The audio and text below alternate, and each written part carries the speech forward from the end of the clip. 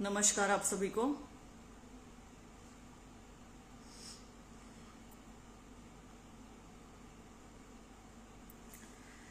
मैं बात करना चाहूंगी आज सीईटी के मसले पर, जो सोशियो इकोनॉमिक के अंकों को लेकर सुप्रीम कोर्ट का, माननीय सुप्रीम कोर्ट का फैसला है उसके बारे में, और हमारे मुख्यमंत्री श्री नायब सैनी जी ने जो भी कहा है उसके बारे में। आप लोग जुड़ जाइए, फिर स्टार्ट करते हैं।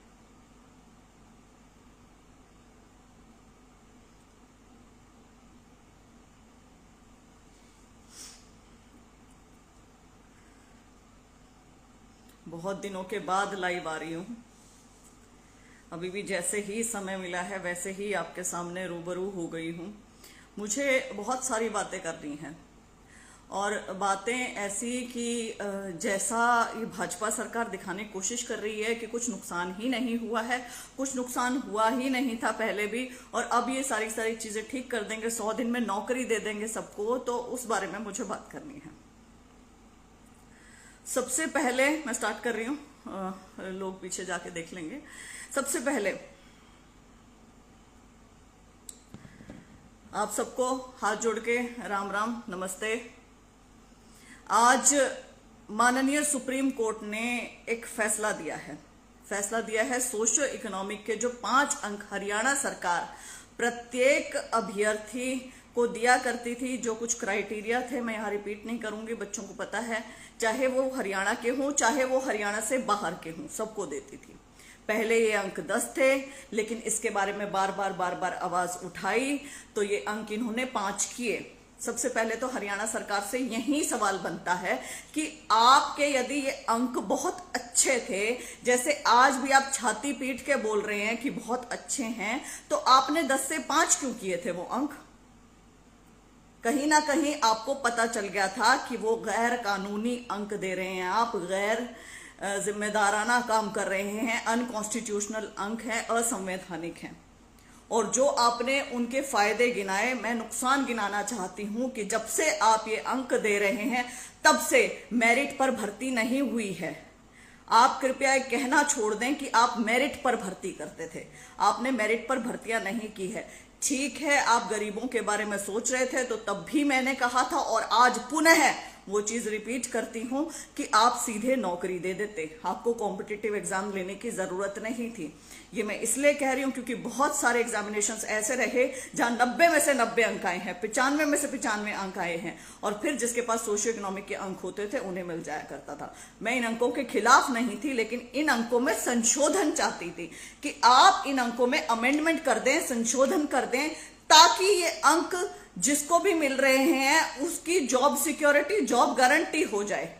क्योंकि आप अभी गैर जिम्मेदाराना तरीके से असंवैधानिक अंक बांट रहे हैं, केवल अपने इलेक्शन, केवल अपने वोट बैंक के चक्कर में। तो जिस दिन आपका ये गुब्बारा, ये घड़ा फूटेगा, जिस दिन ये गैर जिम्मेदाराना अंक चैलेंज हो जाएंगे, अनकॉन्स्टिट्यूशनल डिक्लेयर होंगे, उस दिन हरियाणा के हजारों लाखों युवाओं की नौकरियों के ऊपर, जिंदगी के ऊपर, सपनों के ऊपर तलवार लटक जाएगी। अब ये कह रहे हैं कि ये रिव्यू पिटीशन देंगे। नायब सिंह सैनी जी का मैंने थोड़ी देर पहले लाइव देखा, हमारे मुख्यमंत्री साहब का, जो खुद ये कबूल चुके हैं कि वो पर्ची लेकर गए थे कुछ बच्चों की, जब मनोहर लाल खट्टर जी सीएम थे, उनकी नौकरी लगवाने के लिए। तो mind you and mind everyone, सब लोग इस चीज को ध्यान रखो कि हमारे स्टेट का ऐसा सीएम है जो खुद पर्चियां लेकर जाता था बच्चों की नौकरियों के लिए। ये चीज आप ध्यान रखिएगा। तो इसके बाद वो कुछ भी एलिगेशन लगाते हैं किसी के भी ऊपर, वो बेमाना हो जाता है ना। अब इन्होंने कहा कि क्या नुकसान हुआ। नुकसान आप पीछे जाकर देखें, नुकसान आप उन बच्चों का देखें जो 1 अंक से रह गए, आधे अंक से रह गए, पॉइंट से रह गए, 2 अंकों से रह गए, जो कई सालों तक तैयारी करते रहे, जिस बच्चे के पिता ने कभी कोई 1 महीने के लिए भी कॉन्ट्रैक्ट पर भी नौकरी की हो, सरकारी झाड़ू लगाने वाले की नौकरी की हो, किसी की भी नौकरी की हो, उस बच्चे से आप जाकर पूछिए कि उसको जब इन अंकों से वंचित रखा गया तो उसके साथ कितनी बुरी बनी। आप ये सारी चीजें जानते हैं, मैं दोहराऊंगी नहीं, लेकिन मैं एक चीज जरूर बोलना चाहती हूं कि मैंने तो कांग्रेस अभी ज्वाइन करी है ना, थोड़े दिन पहले, उससे पहले तक मैं ये चीज बोलती आई हूं और आज भी सेम बोलती रहूंगी। हाँ, मेरे विरोधी जो अंध विरोधी जो सब कुछ है वो मेरी हर एक बात को काटेंगे और मुझे फर्क नहीं पड़ता है, लेकिन इस चीज के लिए मैं बहुत सारे पत्र, बहुत सारे ईमेल लिख चुकी हूं। 380 क्या होते हैं, 365 दिन होते हैं साल में। मैंने हर दिन इन्हें पत्र लिखा है, हर दिन इन्हें ईमेल किया है, रिमाइंडर दिया है। मुख्यमंत्री हरियाणा को, उप मुख्यमंत्री को, एचएसएससी के चेयरमैन को, secretary to the government of Haryana, आप नाम लीजिए, मैंने हर उस आदमी को लिखा। और वो इसलिए लिखा क्योंकि मुझे पता था कि ये होगा, और ये हुआ। और अब ये कह रहे हैं कि इसका कुछ नुकसान नहीं होगा, हम रिव्यू पिटीशन डालेंगे सुप्रीम कोर्ट में। मतलब कि ये दोबारा से सुप्रीम कोर्ट में रिव्यू पिटीशन डाल के सुप्रीम कोर्ट को कहना चाहते हैं कि आप दोबारा से इसे देखें। यदि सुप्रीम कोर्ट इसे खारिज करती है तो हमारे मुख्यमंत्री कह रहे हैं कि हम फिर भी ठीक करवा लेंगे, हम एक विधेयक पास कर देंगे विधानसभा में। अब आप तो पढ़े लिखे बच्चे हो, इसलिए मैं आपको एक चीज बताना चाहती हूं। एक होती है विधायिका, एक होती है कार्यपालिका, एक होती है न्यायपालिका। Legislature, executive, judiciary. लेजिस्लेचर में कानून पास होता है, विधेयक मतलब कि हम विधेयक ला देंगे। विधेयक लाने का अर्थ यह है कि 3 महीने में तो उसका कुछ बिगड़ता है नहीं। जैसे वो 75% प्राइवेट वाला आपको याद होगा, वो विधेयक लागू कर देगा एग्जीक्यूटिव, कार्यपालिका लागू कर देगी, आपने भी बचा लिए। लेकिन जिस दिन भी उस लॉ को रिव्यू करने की बारी आएगी तो न्यायपालिका क्या उस विधेयक को रहने देगी? न्यायपालिका उस दिन नहीं उड़ाएगी। आप तो सरकार हो, चीजों को धीरे धीरे कि थोड़ा सा और सरका देते हैं, हमारे 3 महीने निकल जाएंगे, हमारा तो विधानसभा चुनाव निकल जाएगा, है ना, यह बात होगी। 3 महीने और सरकार के देख लिया बस, उसके बाद तो अगली सरकार जोन सी भी आवे उसके सिर ठीकरा फूटेगा। हमारी आ गई तो हम देख लेंगे, क्योंकर बकाने हैं दोबारा, दूसरी सरकार आ गई तो वहां फंसेगी, हम तो बच गए, है ना, यह बात होगी। इतने सारे बच्चे पहले दिन से बोलने लगे सीटी क्वालिफाई कर दो, सीटी क्वालिफाई कर दो। मैं खुद आपको लिख रही हूं सीटी क्वालिफाई कर दो। एग्जाम होने से 1 हफ्ता पहले भी मैं एचएसएससी ऑफिस जा रही हूं, चेयरमैन साहब सब मेंबरान से मिली हूं, सबसे हर एक इंसान को मैंने कहा सीटी क्वालिफाई कर दो, ये बच्चों का नाश मत करो, सब बच्चों को पेपर में बैठने का मौका दे दो। क्यों छीन लिया? क्या है ये सीटी? मान लो उस दिन किसी बच्चे का एक्सीडेंट हो गया, उसके तो सारी जिंदगी के पेपर चले गए, पूरे उस साल के पेपर चले गए, 3.5 साल के चले गए। उसके घर में कोई अनहोनी होगी, 3.5 साल के उसके तो पेपर बर्बाद हो गए बच्चे के। कहां जाएगा वो बच्चा? क्या करेगा वो बच्चा? एक पेपर से आपने उसके सारे ग्रुप सी और ग्रुप डी के पेपर डिसाइड कर दिए, है ना। वो भी चलो कर देते, सीटी क्वालिफाई करके कर देते। 4 गुना वाला फॉर्मूला अड़ा के रखा बीच में। इतनी बार बोलने के बावजूद भी, अरे आपकी फ्री की नौकर थी मैं, फ्री की नौकर मिल रही थी जो हर एक चीज ना आपको बताती थी कि देख लो भाजपा सरकार, यहां पे ये चीज गलत है, इसे ठीक कर दो, यहां पे आप ये गलती कर रहे हो, इसे ठीक कर दो, अरे ये चीज ठीक कर दो, ये बच्चे बेचारे जी जाएंगे, इनको जिंदगी मिल जाएगी, बेरोजगार बच्चे हैं बेचारे, क्या मांग रहे हैं? पेपर में बैठने का मौका। बहुत बुरे हालात आपने खुद किए हैं और अब आप और करने जा रहे हो। आप रिव्यू के बाद विधेयक पास करवा लोगे, आपके 3 महीने तो कट जाएंगे, उसके बाद ये बच्चे हटे जिए मरे आपकी बला से, है ना, ये आप करने वाले हो। अभी भी आपके पास मौका है, संशोधन करके सीटी को क्वालिफाई करके ना सबको मौका दे दो, ठीक, या फिर दोबारा एक और सीटी ले लो अगर ले पाओ तो। वैसे तो लेने की आपकी इच्छा नहीं है, मंशा नहीं है। मैंने यहां पर इनका पूरा लाइव देखा मुख्यमंत्री साहब का। मान लीजिए वो लाइव 20 मिनट का है ना, तो 18 मिनट इन्होंने कांग्रेस को गालियां दी उसके अंदर। कांग्रेस ऐसे करती थी, कांग्रेस वैसे करती थी, कांग्रेस ने ये कर दिया, कांग्रेस ने वो कर दिया। कांग्रेस तो 10 साल पहले थी, आपने इस 10 साल में क्या कर दिया? 2019 से आपने हर एक भर्ती का सत्यानाश करके रख दिया। और मैं गिनवाऊं, आपने 2019 से कौन सी भर्ती करवा दी आपने? बोल रहे हो आप बिना पर्ची बिना खर्ची पारदर्शिता से भर्ती हुई कौन सी है? कौन सी बड़ी भर्ती आपने कर दी? आप खुद चाहते ही नहीं है शायद बच्चों को भर्ती करना। आपने ग्रुप डी का हवाला दिया, ठीक है, आपने उसमें बिना अंकों के दे दिए। टीजेटी वाला भी तो आप पूरा कर सकते थे, लेकिन टीजेटी वालों को तो आपने पूरा तड़पाया है, अच्छे वाला तड़पाया है। उनसे आंदोलन, प्रदर्शन, धरने, मार्च सब कुछ करा लिया, उनका तो कुछ भी नहीं किया। तो भेदभाव वाली नीति ये कैसे कैसे खेलते हो? क्या बचपन से ऐसे हो, या अभी कुछ सीखा है नया आके, या बस ऐसे ही करना है कि एक के साथ ऐसा व्यवहार करते हैं, दूसरे के साथ वैसा व्यवहार करते हैं और भिड़ने देते हैं इन सबको और मजे लेते हैं। दो बिल्ली की लड़ाई में बंदर मजे लेगा।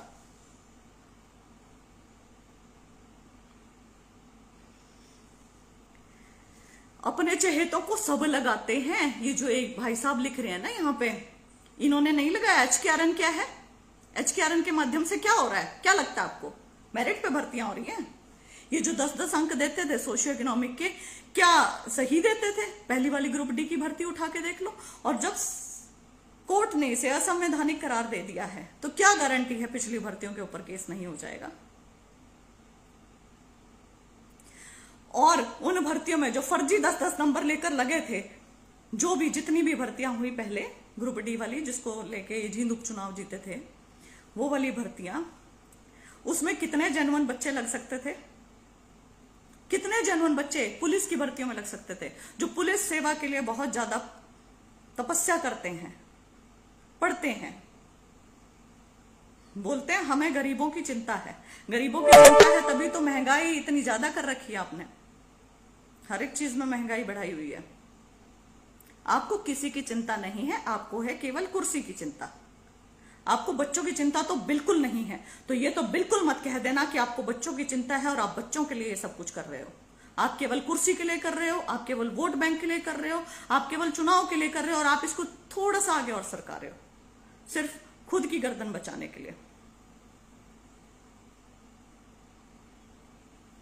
बहरहाल, मैं केवल आपको एक चीज कहना चाहूंगी, वो ये है कि हरियाणा में 1,80,000 के करीब पोस्ट खाली है रेगुलर। ये सरकार रेगुलर भर्ती करने के मूड में है नहीं, वो आपको पता चल गया होगा। इनको करनी है केवल ग्रुप डी की भर्ती पूरी, उसके बाद ये हर एक भर्ती में करते हैं आनाकानी, टाइम पास करते हैं, थोड़ा सा आगे सरकाते हैं, थोड़ा सा पीछे लेके आते हैं। हाँ, अब MP के चुनावों में इन्होंने देख लिया कि इनकी पोजीशन थोड़ी ढीली है, तो शायद थोड़ा बहुत एक्ट करने की कोशिश करें, वो भी विधेयक लाकर। यदि विधेयक लाकर ये 5 अंकों के साथ भर्ती करते हैं तो बहुत गलत हो जाएगा। आज नहीं तो कल फिर से ये भर्तियां खारिज होंगी। इन्हें 5 अंकों वाले फॉर्मूले में संशोधन करना चाहिए था, और अभी भी आज कर दे तो बहुत अच्छा हो जाएगा, लेकिन करने के मूड में नहीं है, क्योंकि यदि इन्होंने किया तो वोट बैंक खिसक गया है ना, ये चीज हो जाएगी। जगबीर मुदगिल लिख रहे हैं, किसको थी बच्चों की चिंता? श्वेता ढुल को थी बच्चों की चिंता। आपने खुद के लिए कितना, किस किस को पत्र लिखा, किस किस को कहा, कितनी बार आंदोलन प्रदर्शन में गए, कितनी बार खुद के लिए खड़े हुए, कितनी बार आवाज उठाई, और कहां कहां उठाई बताओ मुझे। एक भी आदमी यहाँ पे जो भी गलत लिख रहा है, सही लिख रहा है उसका धन्यवाद, लेकिन जो भी गलत लिख रहे हैं, आपने अपने लिए कितनी बार आवाज उठाई? कांग्रेस जो कह रहे हैं ना यहाँ पे, कांग्रेसियों के खिलाफ यदि इतने सारे सबूत हैं नायब सैनी जी के पास, मनोहर लाल खट्टर जी के पास, तो उठा के जेल में बंद क्यों नहीं कर देते? सलाखों के पीछे क्यों नहीं कर देते? करना चाहिए ना, क्यों नहीं कर रहे हो? सबूत है ना तुम्हारे पास, तो करो। बहरहाल, एक और नाम ये लेते हैं, भर्ती रोको गैंग। भर्ती रोको गैंग माननीय मुख्यमंत्री हरियाणा श्री नायब सिंह सैनी जी आप हैं। भर्ती रोको गैंग भाजपा सरकार है जिसने कोई भर्ती करवाई नहीं। भर्ती रुकेगी तो जब कोई भर्ती करवाने की आपकी मंशा होगी। आपकी तो मंशा ही नहीं है, आपकी तो इच्छा शक्ति ही नहीं है भर्तियां करवाने की। कौन सी भर्ती करवाने में आपने लगन दिखाई है पूरी? आप हमारे बच्चों को केवल ग्रुप डी के लायक समझते हो, वही आप देते हो हमेशा। ग्रुप ए में तो हरियाणा से बाहर के अभ्यर्थियों का चयन करते हो आप भारी मात्रा में, और उसमें भी जितनी रिजर्वेशन की सीटें होती हैं वो खाली छोड़ देते हो। आपको तो हमारे रिजर्व कैटेगरीज के बच्चे भी नहीं मिलते हैं रिजर्व कैटेगरी में अधिकारी बनने लायक। भर्ती रोको गैंग असल में आप हो। ये नाम आपने खुद के लिए रखा था, ये जानबूझकर आप हमारे लिए यूज करते हैं, विच इज वेरी रॉन्ग। लेकिन कोई बात नहीं, आपने जो बोलना है आप वो बोलिए।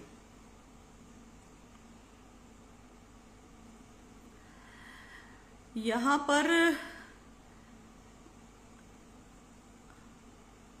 कुछ बच्चे कुछ लिख रहे हैं, तो मैं उन्हें कहना चाहूंगी कि मैं उस समय बोलने लगी थी जिस समय कोई भी नहीं बोलता था। सबसे पहले अपने लिए आवाज उठाई, फिर सबके लिए आवाज उठाई। और उस समय जब कहती थी आ जाओ बच्चों आ जाओ, हम सब आवाज उठाएंगे, सब कुछ है, तो चेहरा ऐसे ऐसे छुपा के आते थे, ऐसे कि दिख गया तो टारगेट हो जाएंगे, दिख गया तो इंटरव्यू में नंबर नहीं लगेंगे, लोगों को पता चल गया तो नौकरी नहीं मिलेगी। सिविल सेवा परीक्षा में जाने का सपना था, आईएएस का इंटरव्यू दिया था, एचसीएस के दो इंटरव्यू दिए थे। ठीक, बड़ी शिद्दत से तैयारी करी थी, इंटरव्यू में बड़े कम नंबर लगाए, 75 में से 25 मिले थे मुझे नंबर। उसके बाद मॉडरेशन का केस लड़ा, ज्योग्राफी रिटर्न में 3rd टॉपर थी मैं, 3रे नंबर पे पूरे हरियाणा में, 5वें नंबर पे, सॉरी, पब्लिक एडमिनिस्ट्रेशन में 3रे नंबर पे थी पूरे हरियाणा में। उसके बावजूद भी मुझे ऐसे मक्खी की तरह निकाल के ऐसे फेंक दिया था। वो था भ्रष्टाचार। जो कहते हैं कि कांग्रेस के समय कहां थी, तो उन्हें कहना चाहती हूं कि 2019 तक मैं खुद कैंडिडेट रही हूं। मैंने 2019 से आवाज उठानी शुरू करी है, जब मैं 3री बार भ्रष्टाचार का शिकार हुई इन्हीं की रिजाइम में। और तब मैंने सोचा कि अब तो लड़ने की बारी आ गई है भैया, अब तो लड़ना पड़ेगा इनके खिलाफ, अब तो खड़े होना पड़ेगा। अब तो कोई बोले ना बोले, गलत बोले सही बोले, क्योंकि हमारे हरियाणा में डरपोक और मुर्दा बच्चों की फौज है जो अपने लिए आवाज नहीं उठाती है। तो क्यों श्वेता खड़ी हो जा और सबको बोल की खड़े हो, और तेरे जैसे लोग निकलेंगे और बोलेंगे। और मुझे खुशी है कि बच्चे सड़कों पे निकलने लगे, आंदोलन प्रदर्शन करने लगे। जो जिंदा बच्चे थे, जिनकी रीढ़ की हड्डी सीधी थी और दम था, वो बोले, वो लड़े, वो कोर्ट गए, उन्होंने सवाल करने शुरू किए, आरटीआई लगाई, मुख्यमंत्री तक से सवाल करने में डरे नहीं। और मैं बहुत ज्यादा खुश हूं इस चीज के लिए कि सब ने बेड़ा उठा लिया, कम से कम पड़े रहकर उंगलियां नहीं उठाई, क्योंकि उंगली उठाना सबसे कमजोर आदमी का काम होता है। साहस दिखाना बहुत ही अलग लेवल की बात होती है, वो सब में नहीं होता है। गलत हरियाणा सरकार कर रही है, गलत ये शुरू से कर रहे थे, और अब ये विधेयक लेके आएंगे तो ये विधेयक कितने दिन तक चलेगा we don't know. Socio economic के लिए मैंने ये चीज बोली थी, आज मैं विधेयक के लिए बोल रही हूं। भर्ती रोको गैंग हरियाणा सरकार आप हैं, नायब सिंह सैनी जी आप हैं। आप पर्चियां तक लेकर जाया करते थे अपने गृह क्षेत्र के लोगों को लगवाने के लिए, आपने खुद ये बात कबूली है। आप मतलब कि खुद भ्रष्टाचारी रहे हैं, तो आपके मुंह से कुछ भी शोभा नहीं देता है। बहरहाल मैं यूं ही आवाज उठाती रहूंगी, यूं ही बोलती रहूंगी, किसी को अच्छा लगे ना लगे। मैं जानती हूं कि जो फैक्ट है मैं बोलने से रुकूंगी नहीं। बहुत बहुत धन्यवाद, शुभ रात्रि। लड़ेंगे जीतेंगे।